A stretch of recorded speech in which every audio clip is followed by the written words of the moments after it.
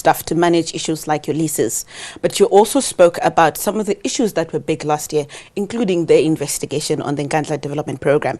When you look at this year, when you're tabling your budget this year, what are the priorities that you're looking at to make sure that we don't go back to issues about leases that have to be taken back to court for review?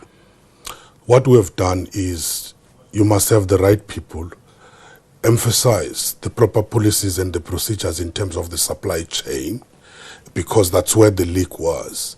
Things were not done properly, and clamp down on any corruption and fraud and collusion between the few elements inside the department with those in the private sector. So emphasis is on the right people, following the right procedures, following the supply chain processes. We're very strict on that. You talk about employing the right people, but have you taken enough disciplinary action on the ones that did wrong with the previous problematic areas? I can tell you we've already dismissed people. 6 of them, we've suspended people, including a DDG. We're continuing to charge people. Some of them, we've charged them last year out of our investigations, which are revealing what has been happening before. We believe that the action which we are taking is helping us to be able to go forward. You mentioned the asset register. It's been a big issue for Parliament, for Parliament's committee for the past 2 parliaments. How far is your department with that asset register so we can get a clearer idea on what the state owns? The asset register is done in terms of the stages. We're talking about 140,000 parcels of the land.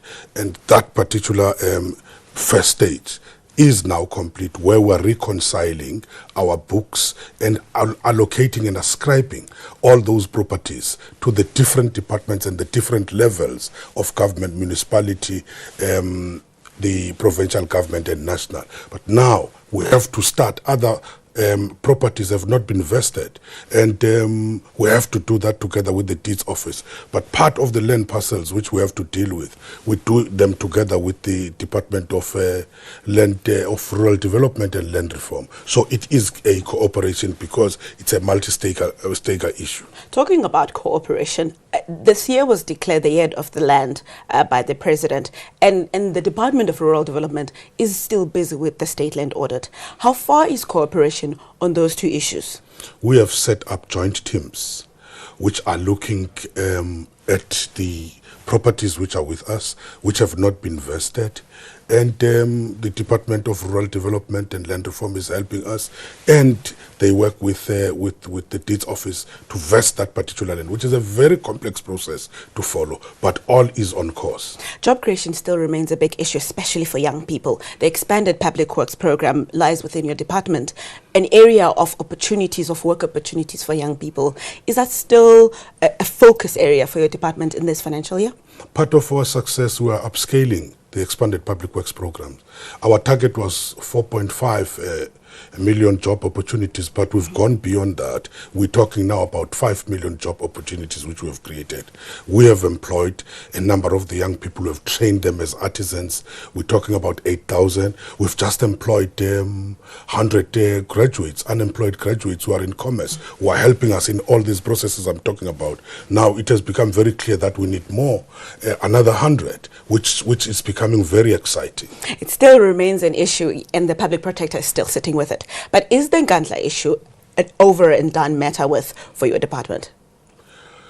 From our side, we have made an investigations. We had findings, and we are dealing with the processes. We referred the matter to the SIU, we referred the matter to the Auditor General, and we have indicated that we are going to act. We're cooperating with the Public Protector. We are all awaiting the results. And once there are recommendations, we are going to act. Mr. Nxesi, we're going to have to leave it there. We'll let you go to prepare for your budget speech later today. Well, the Minister of Basic Education tables a budget of 17.6 billion rand for the 2013-2014 financial year. That's our story after the break. Stay with us.